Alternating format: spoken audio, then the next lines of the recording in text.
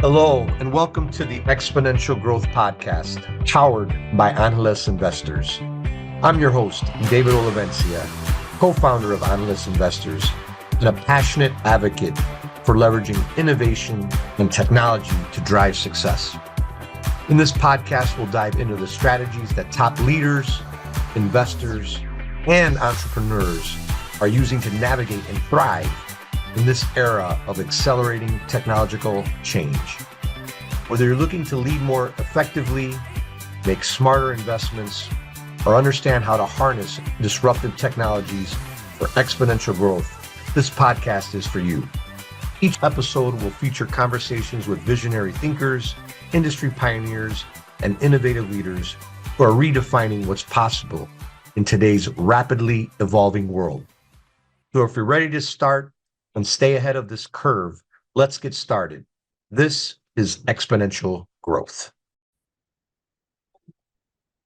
All right, everyone. Well, hey, welcome to the Exponential Growth Podcast. This is a bonus edition. We're going to cover two things. Do a really quick recap on this season 5. It's amazing. I've already had 5 seasons at this. I think just persistence really puts you in the top, I think 20% of all podcasts just by doing more than 8. I think most people stop after 8. So we're going to summarize that real quick, this season 5, and then talk about just some of the amazing, things that I've been seeing the last 10 days or so that's going on in this amazing world of exponential growth. That's just every day something new is happening. So I'll touch on a couple of things that I'm seeing and reading about and hearing. So look, season 5 was amazing. Had a lot of great leaders, everything from AI to digital infrastructure, blockchain, some leaders, some authors, some people in the fintech space, the intersection of ag and tech. So it was amazing. So, we had Mike Betchel. He was the kind of chief strategist, chief digital at Deloitte, and worked in the future, work as a futurist within Accenture's research labs. Interviewed Francisco Martin Rayo, who was recently featured in the Wall Street Journal, and he talked about his business Helios and at the intersection of agriculture, AI, climate, and supply chain. So fascinating conversation with him. I interviewed Guillermo Diaz. He was a former chief information officer at Cisco, and also serves on the board of Jack in the Box and the Blue Cross of California. So sharing all of his perspectives on global technology at scale, workforce, etc. Then I had the opportunity to interview Carmen Ortiz McGee, and she's a leader at the NAIC, and then also author of the Bumblebee Blueprint. Say that fast a couple times. And then just the analogy between bumblebees and navigating change and leadership in this environment. Eduardo Tobon, interviewed him, a financial leader across many, senior leader across many different companies. Tracy Seward, who I had the opportunity to work with at Accenture. She was a managing director, managing change, and we talked about AI and change.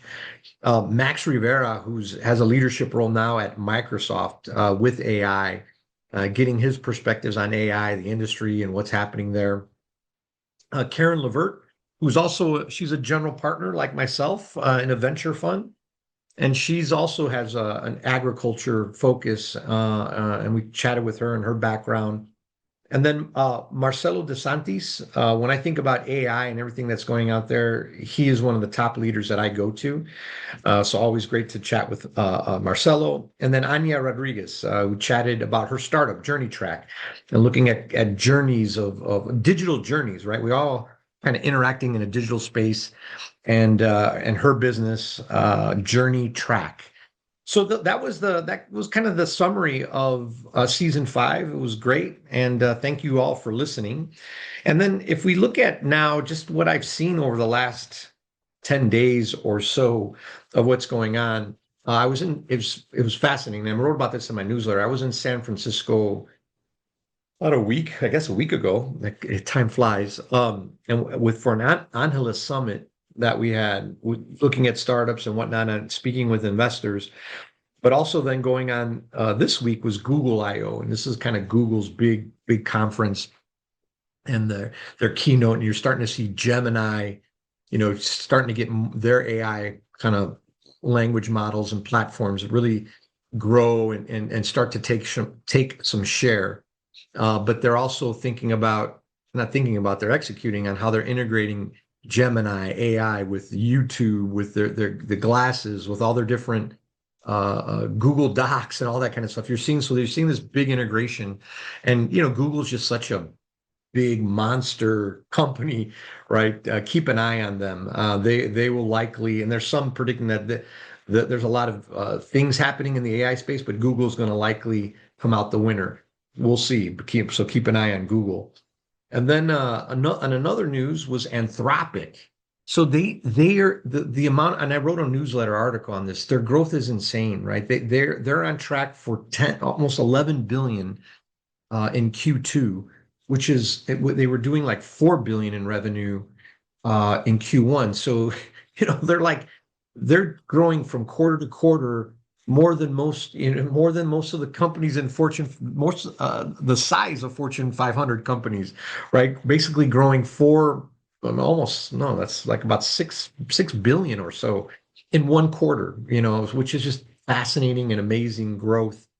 And then if you look at annual recurring revenue, I think they said they're going to end up doing about $100 million or so at the end of this year in annual recurring revenue. So it's just amazing growth that Anthropic is hitting. And then there's a couple in this past week, a couple companies have filed for their initial public offering or IPO. One is OpenAI. It's going to be massive. They're neck and neck competing with Anthropic.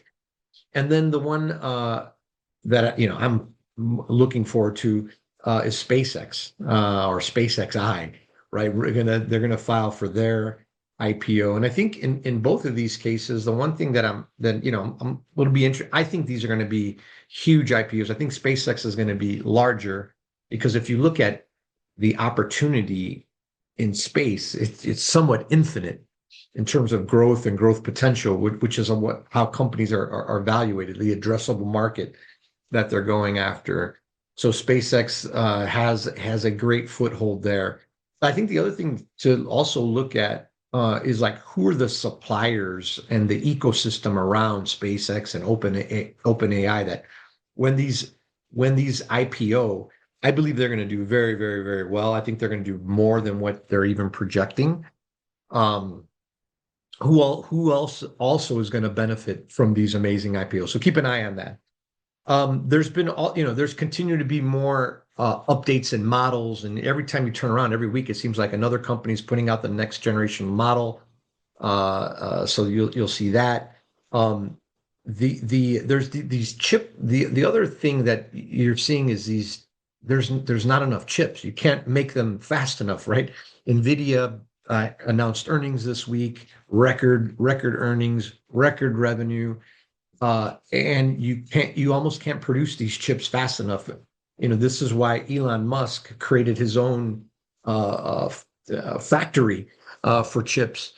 And the interesting things that you're seeing different partners. You're seeing Anthropic looking to partner with Microsoft for chips, and Anthropic went to Elon Musk in his fab to get chips. And so you're seeing interesting, and Meta working with Google for their chips. So there's interesting partnerships that are being played out for chips, let alone everything geopolitically around the world. If you look at Taiwan and the interest in Taiwan and their semiconductors and all that kind of stuff. So this chips are really big. You have chips and energy and this kind of whole stack, but the chip wars continue to heat up. So those were some of the, and I'd say the major things that happened over the last week. Continue to be bullish. There's a couple other things that I'm seeing. I'm going to be talking with Marcelo DeSantis next week on the pod. We're going to be talking about just Anthropic and all this stuff is growing, and companies are starting to use these, some better than others. But what's hitting companies now is the costs, right? So they're using these models, they're using tokens, they're using things like crazy, and then they're getting hit with the bill, and they're saying, "Whoa, what just hit us?" So we're going to talk a little bit about that and what that is, and how that's going to play out over the next several months. So, in summary, look, this was season 5. Thank you for those who've listened. It's amazing. I was in Washington D.C. this week, and somebody stopped me and said they listened. They said thank you, and thank you for what you're doing and putting this out there. And look, my thesis is we're in times of exponential change. I always have my antenna up for exponential curves that I think are going to be impactful. Uh, Change, and the best way to stay ahead of this stuff is you got to be aware of the curves. You got to understand how they're going to impact you. How can you leverage them to win? Whether it's investing, how do you lead? How do you grow? How do you grow your own company? So I'm going to continue to do that. I love to do that. I'm thankful for those who listen and the sponsors, Executive House, their sponsorship. And as we go into Memorial Week and have an excellent holiday weekend, and we'll kick off season 6 here on Tuesday with Marcelo DeSantis, and probably the recording will come out later in the week. Thank you.